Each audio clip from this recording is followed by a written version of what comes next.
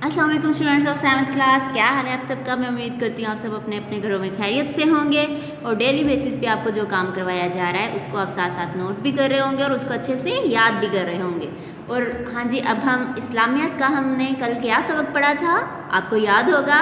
कौन सा सबक पढ़ा था? किस जंग के बारे में पढ़ा था? गज़वाए हुनैन। तो ये आपको पता चल गया होगा कि इसे हुनैन क्यों कहा जाता है और इस जंग में इस जंग के जो वाक़यात हैं, इस जंग में क्या हुआ था, कब हुआ था, कैसे हुआ था, किसके दरमियान ये जंग हुई थी। तो इन छोटे छोटे पॉइंट्स अपनी रीडिंग करके सबक से आप निकाल लिया करें ताकि आपके जहन में रहें। तो आज हम इसका नोटबुक वर्क करेंगे। सबसे पहले अपना इंडेक्स पेज ओपन करें। अब हम इस्लामियत की नोटबुक पे इंडेक्स लिखेंगे। आज का इंडेक्स है हमारा मुख्तसर सवाल जवाब। तो इस सबक के हम मुख्तसर सवाल जवाब करने जा रहे हैं। तो आइए स्टूडेंट्स आज का काम शुरू करते हैं। सबसे पहले तारीख लिखेंगे 5 मई 2021। जमात का काम, आज दिन कौन सा है? बुध। इस सबक का पहला दिन है। सवालात के मुख्तसर जवाबात लिखें। सवाल नंबर 1 है हमारा, गज़वाए हुनैन में मुसलमानों के खिलाफ कौन कौन से कबाइल शामिल थे? यानी फ़तह मक्का के बाद वो कौन से कबीले थे जो मुसलमानों के दुश्मन बन चुके थे? तो उन कबीलों का क्या नाम था जो गज़वाए हुनैन में मुसलमानों के दुश्मन थे, जो दूसरा फरीक था जंग लड़ने के लिए? कबीला बनु सकीफ़, ये क्या है? सकीफ़, और बनु हवाज़न, ये 2 कबीले जो मुसलमानों के दुश्मन बन चुके थे।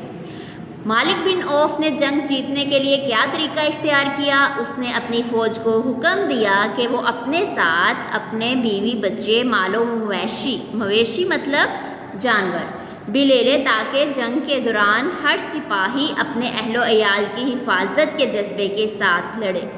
यानी उनके अंदर जोश और जज्बा, क्योंकि जब एक सिपाही लड़ रहा होता है तो जब उसे अपनी फैमिली की ज़्यादा फ़िक्र होती है, उसका ज़्यादा उसकी हिफाजत के लिए जब वो लड़ता है तो उसमें जोश व जज्बा ज़्यादा होता है।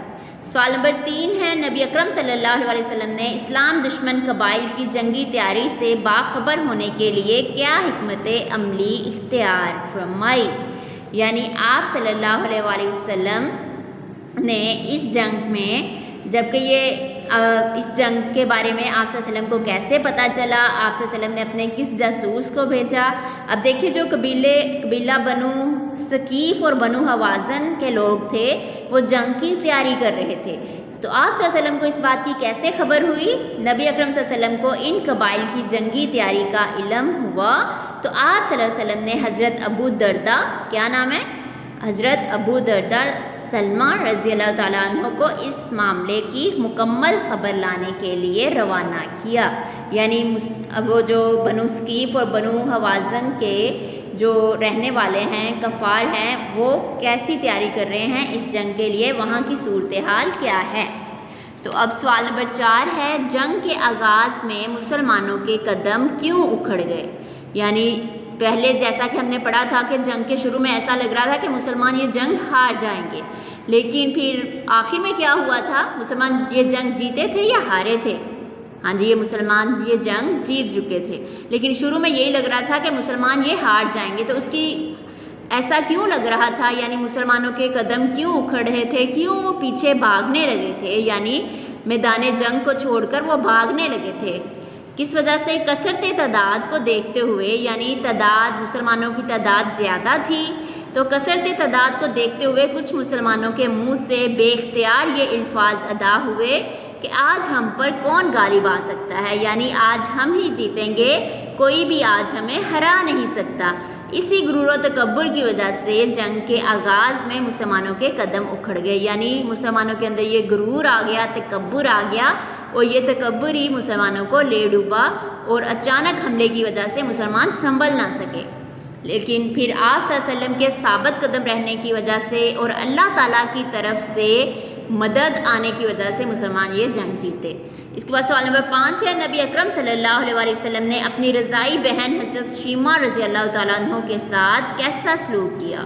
अब क्योंकि इस जंग में जब माले गनीमत ये जंग मुसलमान जीत चुके थे, तो जीतने के बाद जो आप सल्लल्लाहु अलैहि वसल्लम की रज़ाई बहन यानी हज़रत हलीमा रज़ी अल्लाह ताला अन्हा का ही आप सल्लल्लाहु अलैहि वसल्लम ने दूध पिया था, तो جہاں مطلب اس حوالے سے آپ کی بہن تھی حضرت شیمہ رضی اللہ تعالیٰ عنہ، تو آپ صلی اللہ علیہ وسلم نے ان کی بہت عزت کی، احترام کیا، ان کے لیے کھڑے ہو گئے کہ یہ میری رضائی بہن ہے، تو اس لیے آپ صلی اللہ علیہ وسلم نے انہیں ان کی قوم میں واپس کر دیا۔ یعنی جب ایسا ہوتا ہے کہ جب کوئی جنگ جیت جاتا ہے تو وہاں کا مال و دولت، خزانہ اور ان کی عورتیں اور ان کے جانور، سارا کچھ جو جنگ جیت جاتا ہے اس کے حصے میں آ جاتا ہے، لیکن آپ صلی اللہ علیہ وسلم نے حضرت شیمہ کو ان کی قوم میں واپس کر دیا، یعنی اپنے قبضے میں، اپنی قید میں نہیں رکھا، آزاد چھوڑ دیا اور انہیں اپنی قوم میں واپس کر دیا۔ میں امید کرتی ہوں اسٹوڈنٹس آپ ان سوال جواب کو اپنی نوٹ بک پر اچھے سے لکھائی میں لکھ بھی لیں گے اور اس کو اچھے سے سمجھ کر یاد بھی کر لیں گے۔ تو اس کے بعد ہم اگلی ویڈیو میں ملیں گے۔ آپ سب اپنا اور اپنے گھر والوں کا خیال رکھیے گا۔ اللہ حافظ۔